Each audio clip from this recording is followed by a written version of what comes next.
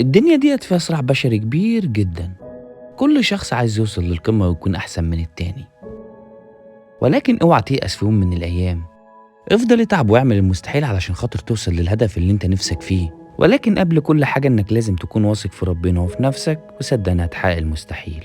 السلام عليكم ورحمه الله وبركاته. عاملين وحشينه جدا، واخيرا رجعت لكم بفيديو جديد. طبعا انا عارف ان المقدمه ملهاش علاقه خالص بعنوان الفيديو، ولكن دايما عزيزي المشاهد خليك واثق في ربنا وفي قدراتك انك تقدر تحقق اي حاجه انت عايزها، وحاول دايما فكر بطريقه ايجابيه وصدقني هتتغلب على كل حاجه اسمها يأس. مش هطول عليكم اكتر من كده، فخلينا بقى نختصر في الموضوع. فيديو النهارده هيكون ممتع ان شاء الله. النهارده انا حابب اخدكم على سوبر ماركت اسلامي تركي واوريكم هناك اسعار السلع الغذائيه ولكن المستورده واسعار اللحوم الحلال برضه. فتابعوا الفيديو لحد الاخر لانه هيكون ممتع جدا وفي حاجات مهمه. فقبل كل حاجه بقى عزيزي المشاهد ما تنساش توصل الفيديو ده ل 15000 لايك. كبيره صح؟ بس ان شاء الله هنعديها. والله العظيم يا جماعه الجو هنا في المانيا غريب جدا، يعني صيف والجو بيمطر فيه، لكن المشكله في الموضوع لما بتمطر هنا في المانيا ممكن تمطر 24 ساعه متواصلين وتلاقي كده الاربع فصول كلهم داخلين مع بعض. ولكن الحلو في الموضوع ان مستحيل يحصل هنا فيضانات. ممكن في بعض الاماكن يحصل فيضانات ولكن بسبب سد البلاعات، ولكن في ميزه جميله جدا هتشوفوها في الشوارع الالمانيه هنا، انكم لو لاحظتوا شوارعهم هنا هتلاقي الحته اللي في النص كده اعلى والجناب نازله. وده ليه؟ علشان خاطر الميه لما تنزل ما تتجمعش في مكان واحد. واللي يعجبني كمان في الموضوع ان في كل 200 متر زي ما انتم شايفين كده هتلاقي بلاعه كده موجوده.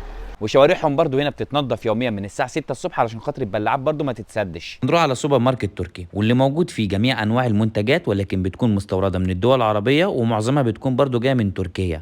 طبعا هنبدا هنا باللحوم الحلال، وازاي اقدر اثبت لكم ان هي بتكون حلال 100%. فعندهم هنا شهاده تثبت بالكلام ده ان هي مذبوحه على الطريقه الاسلاميه. نيجي هنا للحم البقري، الكيلو عندهم هنا عامل حوالي 11 يورو 90 سنت، يعني قولوا 12 يورو. وعندهم هنا الكبده البقري الكيلو عامل 4 يورو. وبالنسبه بقى للحمه المفرومه هنا فالكيلو عامل هنا حوالي 8 يورو. نيجي بقى للفراخ، عندكم هنا الفخده ولا مؤاخذه بتاعت الفرخه سعرها عامل 2 يورو 90 سنت. والجوانح هنا سعرهم برضو الكيلو عامل 3 يورو و70 سنت. والدبابيس هنا بقى الكيلو عامل 4 يورو بس. وهنا بقى سعر الفرخة كاملة طبعا ما فيهاش ولا كبدة ولا قوانص، وسعرها عامل حوالي 4 يورو. وعندكم هنا صدور الفراخ طبعا مقطعينها ومجهزينها ومنضفينها، فسعر الكيلو هنا عامل 7 يورو بس. نيجي بقى هنا للمثلجات، عندكم هنا البرجر. الواحدة فيها حوالي، الكرتونة فيها حوالي 36 قطعة، وسعرها عامل حوالي 7 يورو بس. وفي عندهم هنا كفتة جاهزة مش محتاج بس انك تحطها في الزيت وتسخنها، وسعرها عامل 6 يورو. عندهم هنا كمان طعمية بيقولوا عليها فلافل، وسعرها هنا عامل حوالي 6 يورو بس، ولكن الطعمية المصرية اكيد تغلب يعني. نيجي بقى لجميع انواع الخضروات والفاكهة هنا، فعندكم هنا كيلو التفاح عامل 3 يورو و50 سنت. والتفاح الاخضر هنا الكيلو عامل 3 يورو برضو و50 سنت. والمانجا هنا فالكيلو بيبدأ من يورو 70 سنت. وكيس الفلفل هنا فيه 5 حتت فسعرهم عامل يورو 50 سنت. والفلفل برضو الطويل هنا والحراق سعره عامل يورو و50 سنت. والبصل الاخضر فالواحده هنا ما شاء الله شكلها حلو جدا وطويله وسعرها عامل يورو. والبقدونس هنا سعره عامل يورو الربطه الواحده. والجرجير برضو هنا الربطه الواحده عامله يورو.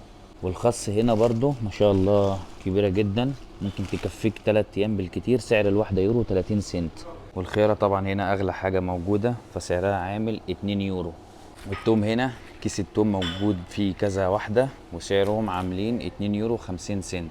نيجي بقى للرف اللي موجود فيه المعلبات المستورده. عندكم هنا محشي بتنجان تركي طبعا فسعره هنا عامل حوالي 2 يورو بس. وهنا عندهم باميه ولكن طعمها مش باميه فسعرها عامل هنا برضو 2 يورو بس. وهنا محشي ورق عنب يا حبيبي بحبه جدا، وسعر العلبه هنا عامله 2 يورو 50 سنت.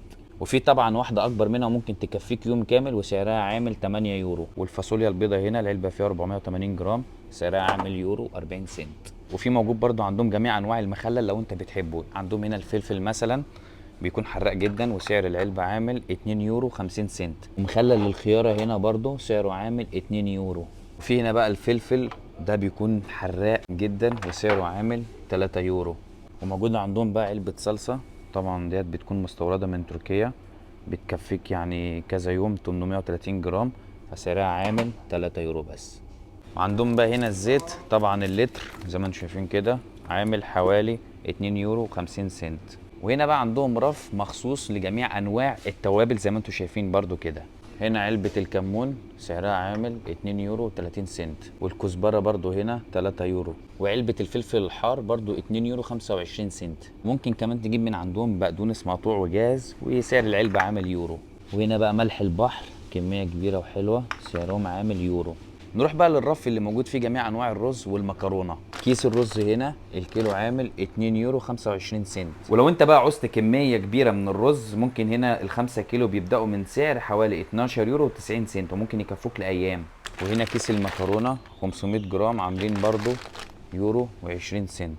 وهنا المكرونه اللي بتعمل بيها اللازانيا سعرها عامل 2 يورو و90 سنت. ولقيت عندهم كمان لوبيا واللي هتلاقي سعرها هنا عامل 3 يورو و70 سنت. والعدس هنا كيلو سعره عامل 2 يورو 80 سنت. نروح بقى للرف اللي موجود فيه جميع انواع المسليات. نيجي هنا للبسكويت، طبعا هو مستورد من تركيا، كل المنتجات اللي موجوده هنا مستورده من تركيا. البسكويت بالفراوله هنا والكريمه سعره عامل 2 يورو. وهنا بالشوكولاته والبندق واللي سعرها عامل برضو 2 يورو. وفي عندهم كمان لب ابيض هنا وسعره عامل حوالي 3 يورو. وده الرف اللي موجود فيه جميع انواع العسل وكمان الحلاوه. عندكم هنا برطمان العسل حوالي 600 جرام سعره عامل 4 يورو. بالنسبه بقى للحلاوه عندكم علبه الحلاوه الصغيره هنا 350 جرام سعرها عامل 3 يورو. وديت بقى جميع انواع الجبن. فالجبنه البيضاء هنا هتلاقي سعرها بيبدا من حوالي 5 يورو. وفي عندهم نوع جبنه تاني واللي بيبدا سعره من 4 يورو. والجبنه الصفراء ديت طبعا كل الجبن برده مستورده من تركيا سعرها عامل 2 يورو 50 سنت. وهنا برده الثلاجه موجود فيها لحوم. عندكم هنا السجق سعره بيبدا من 7 يورو بس. والسلامي هنا العلبه فيها كميه كبيره جدا سعرها بيبدا من 2 يورو 30 سنت. وعندكم برضو هنا سلامي فراخ وسعر العلبه بيبدا من 2 يورو.